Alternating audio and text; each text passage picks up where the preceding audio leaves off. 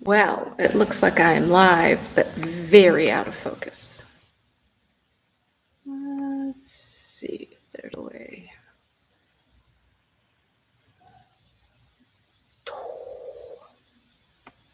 There we go. Greetings. I'm Christine Clardy with Sun and Moon Yoga Studio on a Wednesday evening, leading a meditation and doing a little chat, a little Dharma chat. Annie is out of town, and I'm very grateful for opportunities like these when I sub for her. First of all, to be with the Sangha, the community, both here in the studio, in my heart with Annie and other Dharma teachers, and also with anyone who's watching or listening as we work our way through a little practice this evening. It's also an opportunity to gather my thoughts, which I really appreciate. They tend to be so thank you. When we offer, we also receive. And in offering Dharma talk tonight, I do feel like I receive that benefit of being put in a position to really think through some thoughts, whether they come through that way or not. I hope they do. And it also gives me a chance to pay homage to all my many teachers, because essentially anything that comes out of my mouth is something that I have learned from someone. And that someone includes myself, the wisdom in my heart, and all the teachers here at Sun and Moon, all the books I've read, all the ways that we learn in life. So with all of that gratefulness expressed, let's clear the breath. And we'll greet each other with quiet for about 5 minutes, just sitting quietly. Checking in for comfort.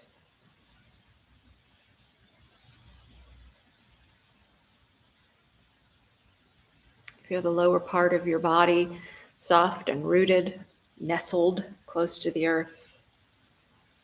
And from that, is there the sense of being able to breathe freely, so that the upper half of the body feels equally soft, but also expansive and light.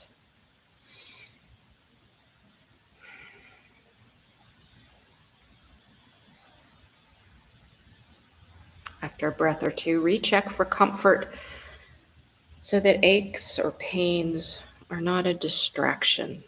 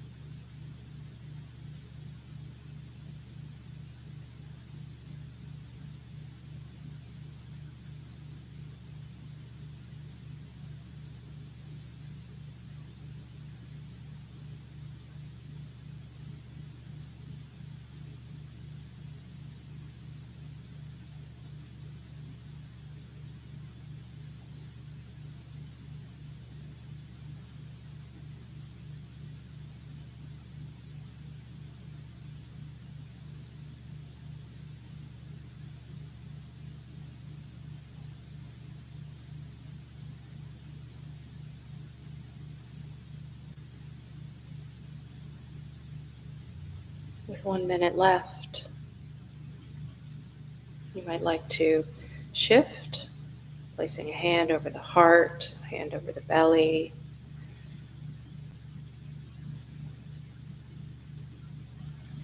Setting an intention for this evening.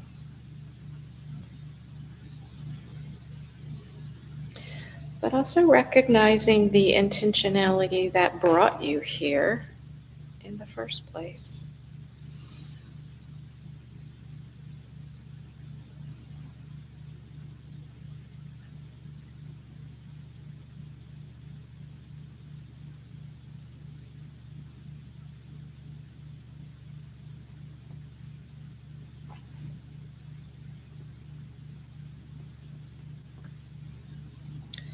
Feel free to stay seated or reclined if you're comfortable, eyes open or closed. I'm interested tonight in reclaiming attention. This is not a new topic. Whether you take a scientific approach and consult all the studies that there are about the inefficiency of multitasking, or if you have pets that you're trying to train, or dare I say, kids that you're trying to get into a certain habit, whether you need to finish a task like laundry, you are aware that having a good, solid, reliable span of attention is really critical. And I have come to realize that in great abundance recently. And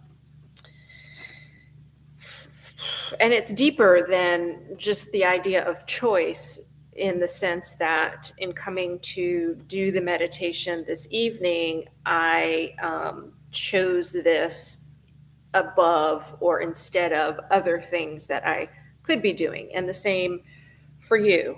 It's not necessarily multitasking, right? Like you've chosen to do a practice. Or you've chosen to get the laundry done, if that's if that's what you do. Maybe you are multitasking. But I'm really interested in reclaiming attention because I think I've come to realize that my ability to pay attention is actually a matter of my ability to not pay attention. And this is kind of a common thread that runs through all the different practices in contemplative traditions. The sadhana, or the practice, is kind of defined as a dedication to doing and a dedication to not doing. So we give up certain things when we come to do our practices, and that includes sitting to meditate, but it kind of includes everything else that we want to be doing, whether it's a habit that you're trying to instill in your children, like brushing teeth after dinner instead of going to the TV, or whatever the case may be, or trying not to multitask, do just one thing at a time by not doing other things. The sadhana goes a little bit deeper, and I have been thinking about that a lot recently because I have been reorganizing my house, which started off as just getting rid of one quite large two-piece couch, two-piece purple sectional couch in my house that we've had for probably 15, maybe more years. This is a couch that is very near and dear to my heart. I've seen lots of little kids sleeping on there. I have slept on there. Many movies watched on the couch. It's been together as one piece, one huge family couch. It's been separated and in two different rooms doing two different things. Sometimes it's been used as a bench. It's been all kinds of things. And in getting rid of that couch, it has become, as so often happens, kind of a reorganization of entire rooms. And once you reorganize one room in your house, you end up, or at least I end up, feeling the need to reorganize them all. They all kind of touch each other. And I have come to think of reclaiming attention in a deeper way because my sister suggested that in getting rid of this couch and in all the other stuff that I realized I wanted to get rid of, I take the one in, one out approach. So only when I get rid of something can I get something new. And wow, that principle really kind of forces you to pay attention to what it is you really, really want. And that's essentially how to pare things down. Um, how do I envision my future without this couch? If there's space in a room, can I clear out the whole room? And is that room being used? Um, if the couch is in it, it's a TV room. If I take the couch out, maybe it's an art room, maybe it's a yoga room. Um, Maybe I put a new couch in. It becomes all different kinds of things. So that principle of one in, one out kind of rivets your attention. And what happened to me in the course of figuring all this out is that I found I must examine what it is I really want to do with the space. How do I envision using the space, which overlaps into how do I envision using my time, and then becomes how do I envision what I'm doing. So, really, one thing kind of blends into another. And I couldn't have the TV room and the art room and the yoga room. I needed to choose a priority. Now, the word priority is interesting because the Oxford English Dictionary, um, it's a singular priority one, but the OED tells us that in the 20th century, it became pluralized. So in the modern world, we had priorities. In other words, we were allowed to, or even expected to, have many priorities. And if priority is single, there's just one. It comes from the Latin word prior, and it means to put one thing before other things. Um, but if you have many priorities, it can become overwhelming. It can become confusing as to what is the priority, which one is the prior thing, or the thing that is to be elevated above the others. I feel like I have seen this in my own space, in my own home with uh, clutter. I'm not talking about clutter that keeps me from moving through the hallways, but hanging on to things that I think my children might need, or that I used one time and have good memories of, or that I think I might need for some purpose in the future.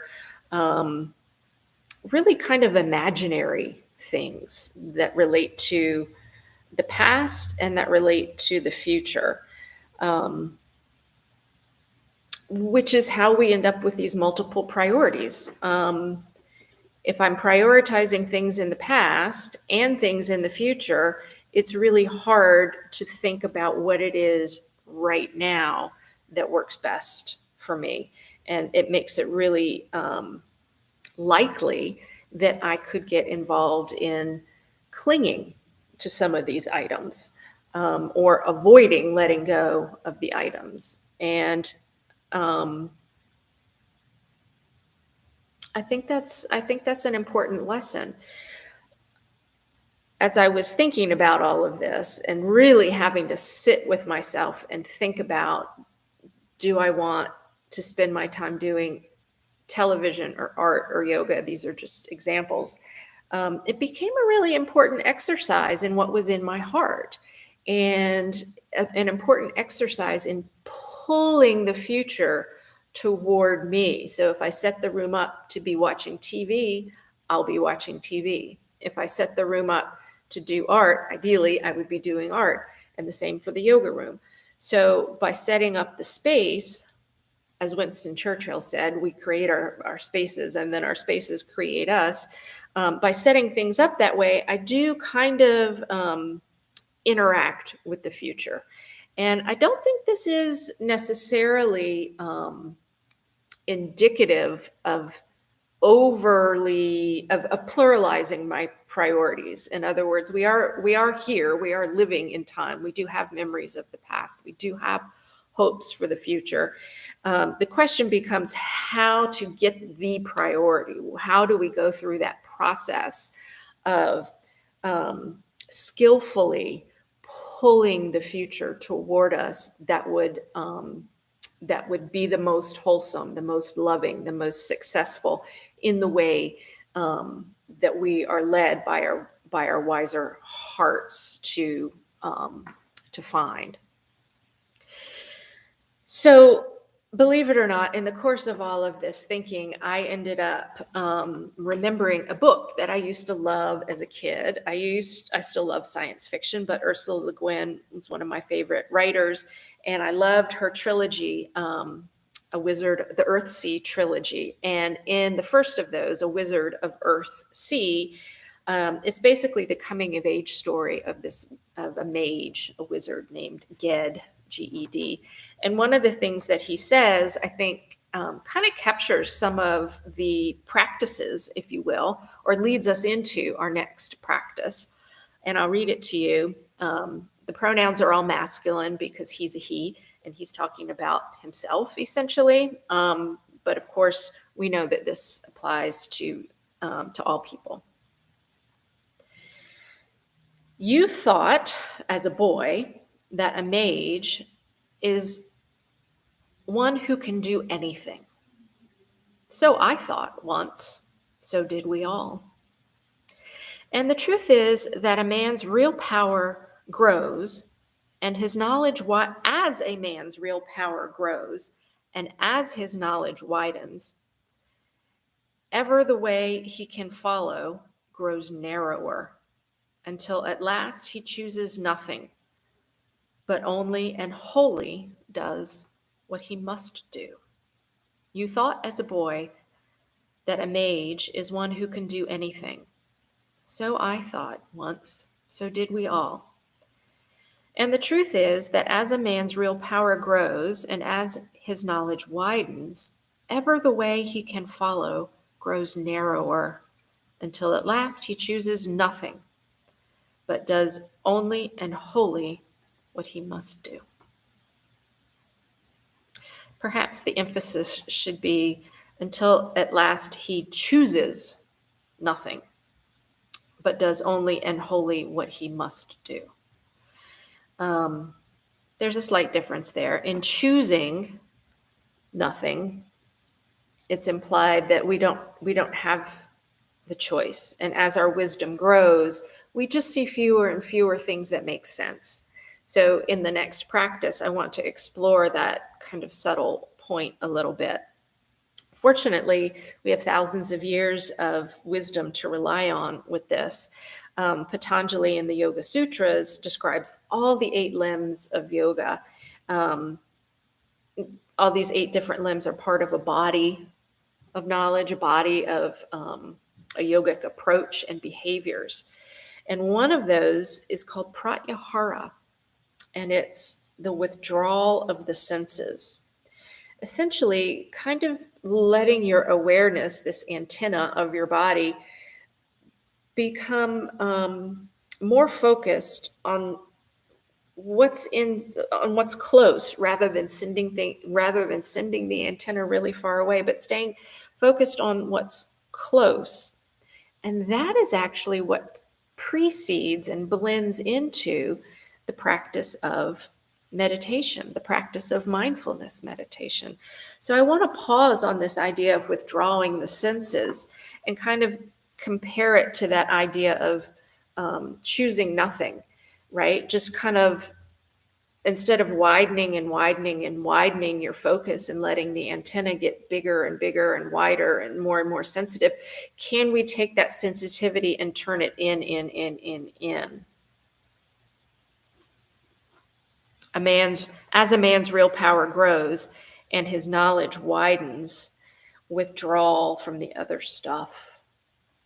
Maybe that's where we're turning. Instead of widening outward, we widen toward the inside. And to me, this really is the essence of mindfulness meditation. So in this next seated portion, we will be grounded, and we'll use what we always have with us, the body and the breath.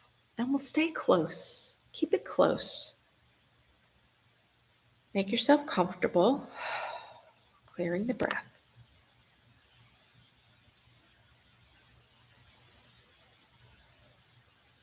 Feel any place on your body that is heavy. That might be the seat, might be the feet, might be the hands.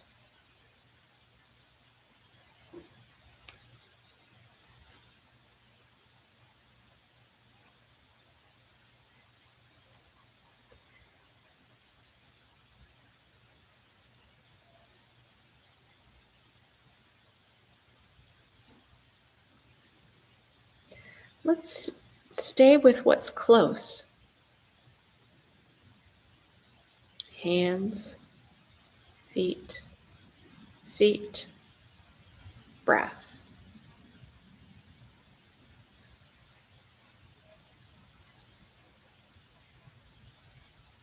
And take a few minutes to cycle through those anchors.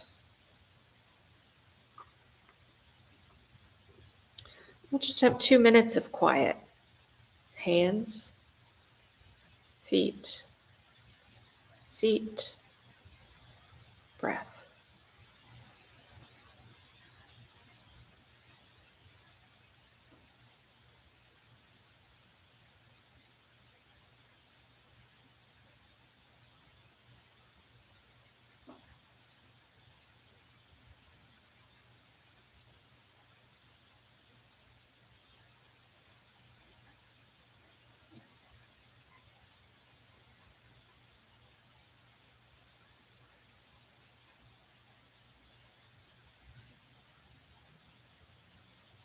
Hands, feet, seat, breath.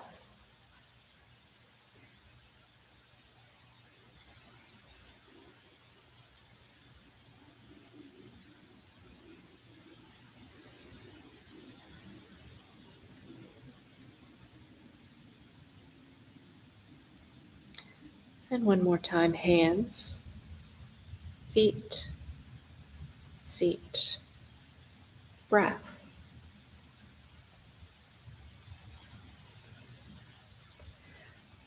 I'll guide you now through a practice called universal breathing that is meant to bring the senses even more deeply inward.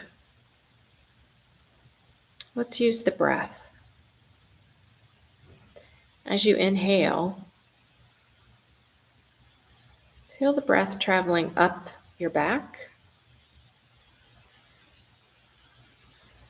And as you exhale, feel the turn of the breath around the crown of the head and let it travel down the front of your body.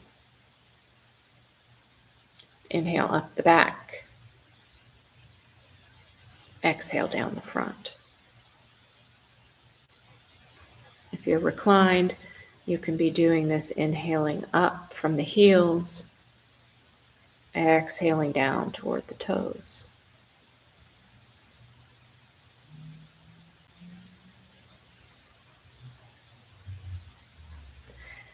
As the breath moves this way, let yourself scan for any sensation breathing up the back. Is there a sense at the back of the neck, the shoulders, turning around the crown of the head, exhaling down the front?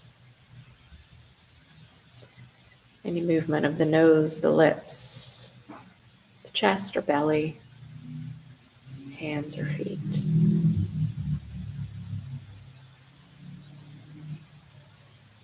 Inhale up the back. Exhale down the front.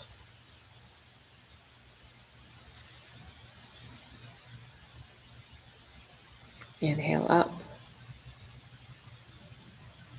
Exhale down.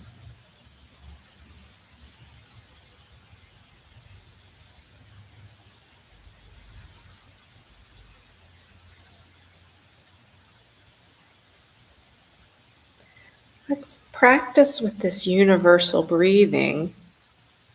Breathing in, up the back, down the front.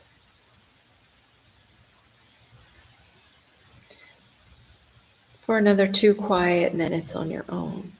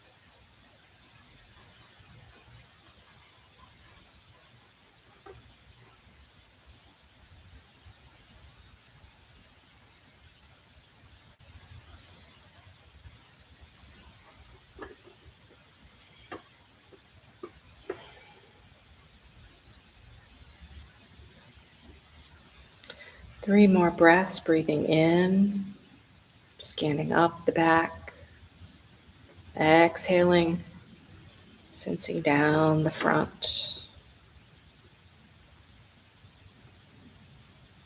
And then let that practice go. Taking a natural, easy breath, shifting in your seat if you would like. And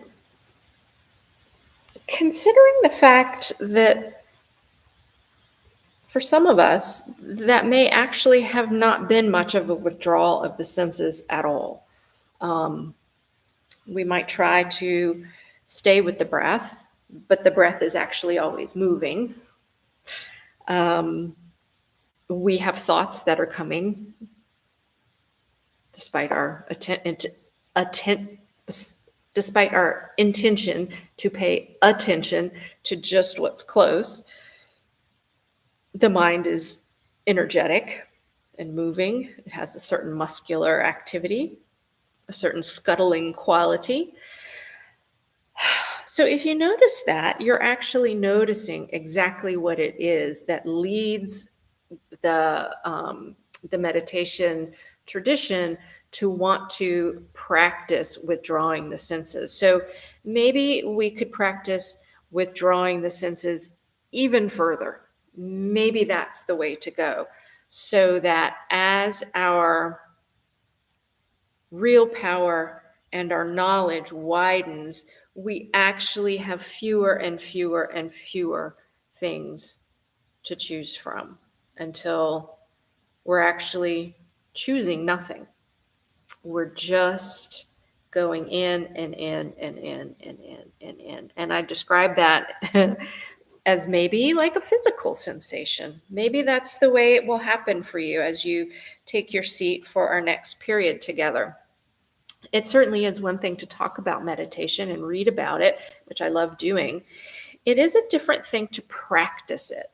Um, I like thinking of the meditation seat as a way to practice in a controlled environment. I can be physically comfortable. The temperature is right for me, et cetera, et cetera. If I need to, I can close windows and turn off media, all that kind of stuff. So I'm already in control a little bit of withdrawing the senses. And then beyond that, it's the practice of reclaiming the attention again and again and again and again, so that the attention becomes honed and that practice becomes ingrained, and we begin to become less fixated on the frustration of it happening again and again and again, and more just letting that loop get smaller and smaller and smaller and smaller. And maybe that becomes like a physical sensation in certain meditation moments. Maybe that never happens. That's why we come to practice. There are many, many times in our life when we don't get much control over how comfortable the seat is, or what the temperature is, or what the media around us is doing. So let's practice now to make sure that even if we're not doing the other things, even if we're not in all the other rooms of the house, we are exploring the one in, one out principle. In other words, what can I let go of? What can I let go of? What can I let go of? What can I let go of? And what is it that I'm paying attention to? Could it be just one thing? Can we have a priority? And can it be singular? So, this time as you come into your seat, you're welcome to continue with universal breathing if that was grounding for you. You might also try choosing one particular point on the physical body to focus on. That might be a point between the brows. It can even be helpful to take your finger or your fingernail and press it gently between the eyebrows. And take your concentration, take your awareness to that tiny point. Perhaps your hands are on your belly, and it's that movement of the belly, the rise and the fall, the rise and the fall. Or maybe it's sensation around the nose. It could be lights behind the eyes. It could be words repeated in your mind. But take a moment to decide what that one thing might be. And let's just do that thing.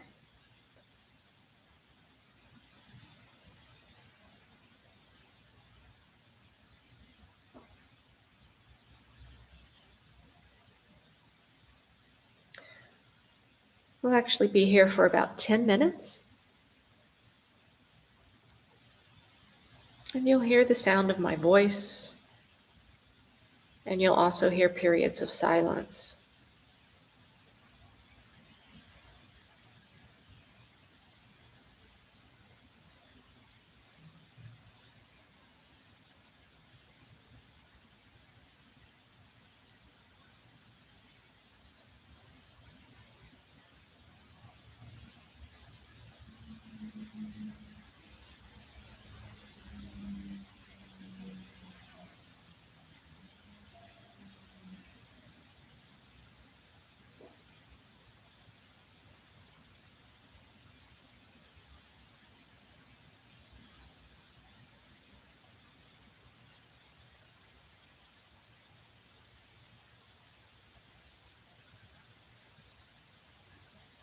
When we watch the movements of the mind, we have a better chance of not becoming over-involved in its perambulations.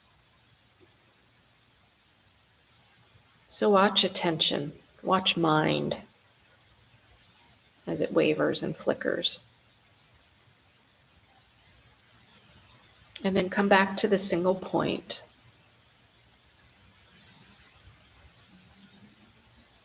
Reclaim and reclaim again.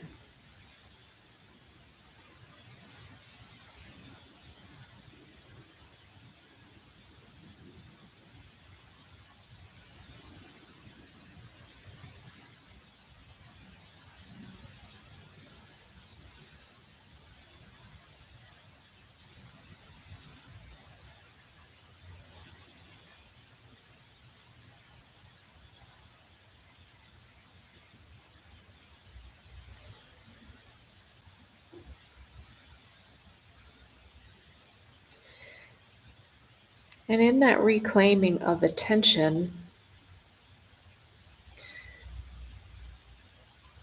in that reclaiming of awareness, include a soft, steady presence so that the two wings of mindfulness, awareness and compassion, fly together.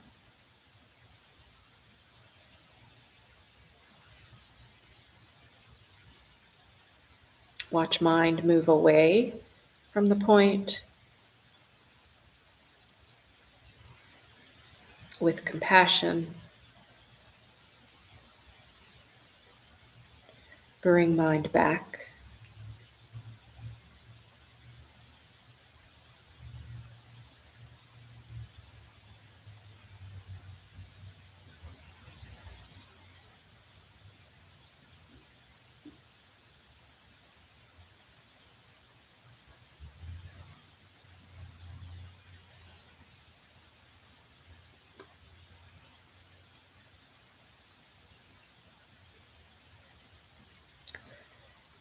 Stay relaxed with it.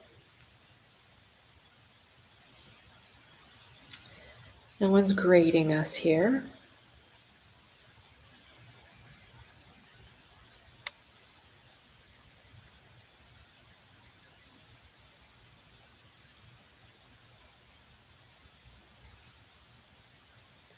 Widen the circle to include noticing any feelings that come along with the practice, such as, wow, I'm doing great, or oh, this is really irritating.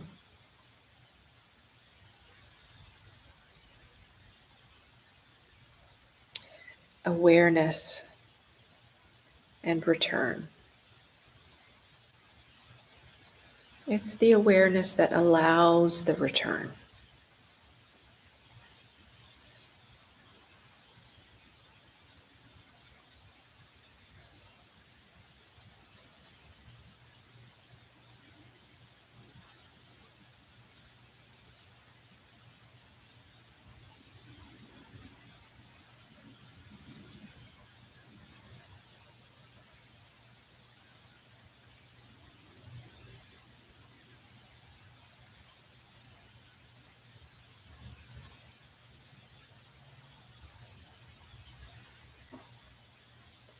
The emotional tenor or the shades of our perception of the meditation are just as important as the meditation itself. Include those. And we begin to become sensitive to how we might label the experience as pleasant or unpleasant or neutral, medium.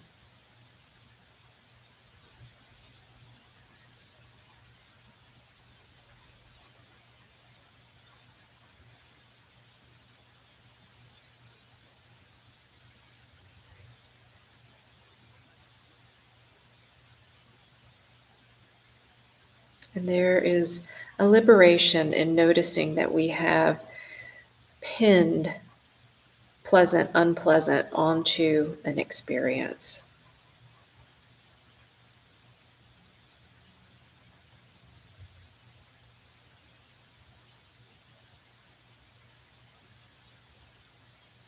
Return to the single point of focus. Rest there.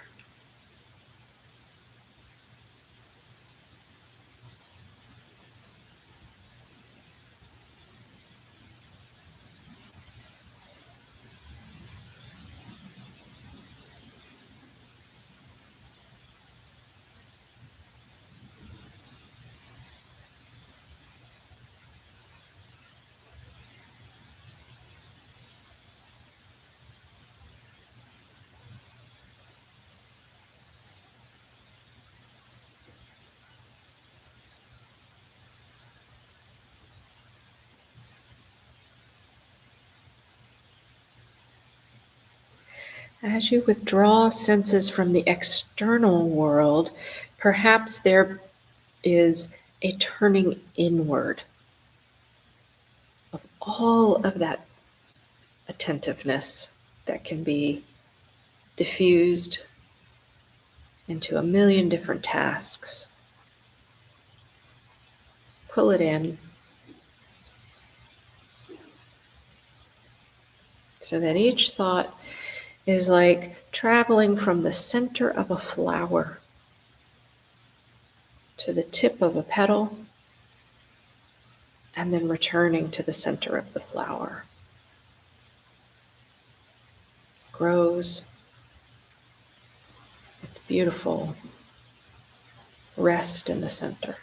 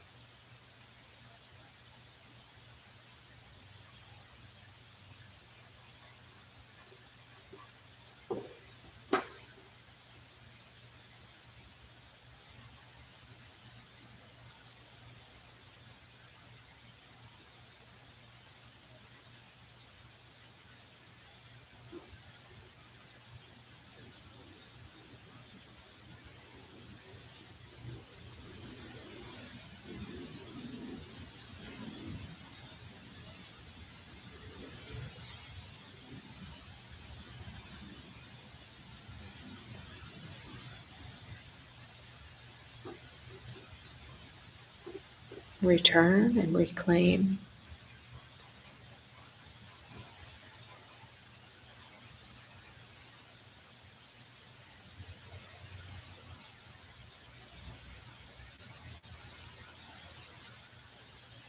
The single point.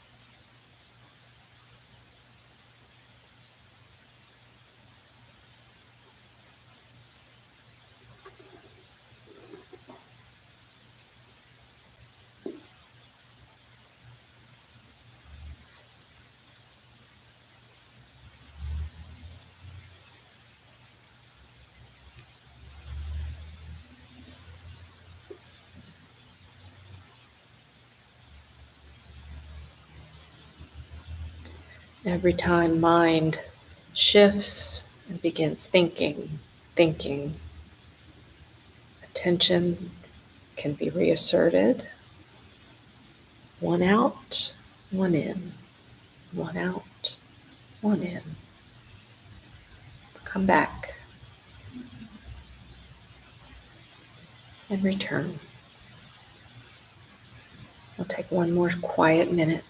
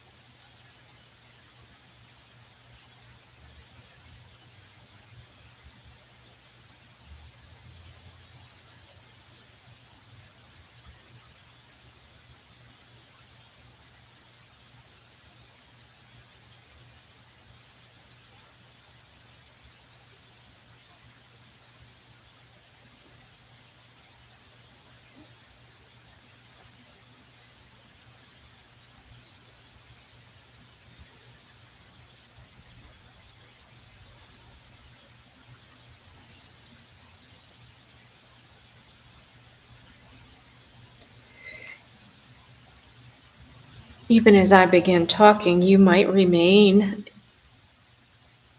focused on your point.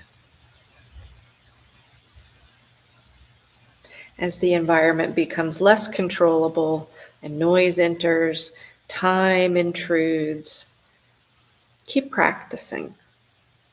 Keep practicing the single pointed focus. Would you like to have a yoga room? Would you like to have an art room? Would you like to have a TV room? Spending time with yourself in this way, whether it's a literal point on the body or inquiring about a certain issue in your life, like furniture, these practices do relate to each other. And so I'll be here again for Annie next week, and I thought I would take up the conversation with why single pointed focus and doing something so minuscule and sitting so still and kind of really practicing almost doing nothing, choosing nothing, why that helps us um, actually be more active and become more skillful in the rest of our lives. Maybe the answer's obvious. But we'll practice some more next week. You might take a moment to revisit the intention that you brought to mind if you did at the beginning of tonight's practice.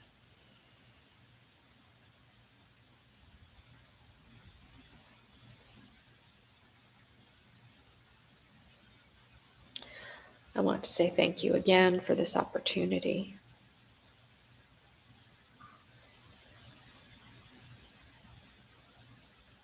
May all beings be happy, healthy, and may all beings know peace. Thank you.